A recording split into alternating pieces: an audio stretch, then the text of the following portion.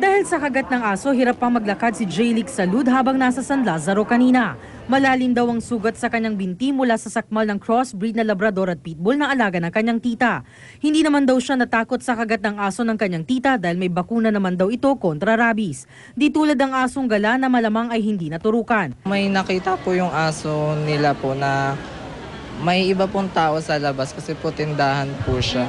Tapos pabalik-balik po siya, gusto niya po tahulan. Kaso ano po, pong nagagalit siya. And then pagkatapos po nun, bumalik po siya sa akin. Tapos po, doon niya na po ako kinagat. Ang 6 na taong gulang na si LJ, nakapila din sa San Lazaro Hospital para ma-ineksyonan ng anti-rabies. Nakagat siya ng aso ng kapitbahay at kahit may bakuna ang aso, nagsiguro pa rin sila. Hindi ka nalalapit sa dog. Bukod kina LJ at Jaylick, wala ring patid ang pila ng mga nagpapagamot sa San Lazaro Hospital dahil sa kagat ng aso o ng pusa. Sabi ng DOH, karaniwang ganitong panahon nagsisimula tumaas ang bilang ng mga nakakagat ng aso o ng pusa. Simula January 1 hanggang kahapon sa loob lamang ng 15 araw, nakapagtala na raw ng 4,991 animal bites ang San Lazaro Hospital. Inaasahan ng DOH na lalo pa raw tataas ang bilang pag sumapit ang tag-init hanggang buwan ng Mayo. Papunta sa summer po, dumadami po yan. Tumataas, mainit ang panahon, mas nagiging temperamental yata ang mga pets, warm-blooded animals, sa dumadami po ang bites. Para daw hindi maging balisa o mabilis maiba ang mood ng mga alagang hayop, painumin palagi.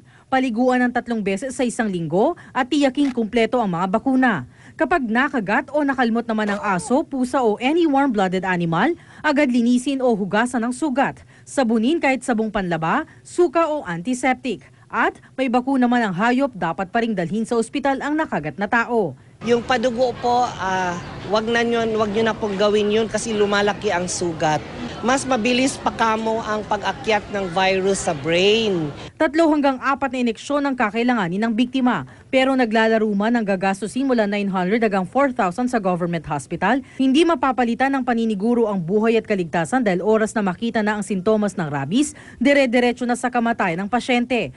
Para naman sa mga aso, may programang libreng anti-rabies vaccine ng DOH. Sa Lawag, Ilocos Norte nga, nagbahay-bahay pa nga ang City Veterinary Office para libreng bakunahan ng mga aso. Naalarma rin daw kasi ang lokal na pamahalaan sa pagdami ng kaso ng rabies. Bukod sa bakuna, ang programa ko natin is in 2 years, we will eliminate rabies in the Philippines as a public health threat.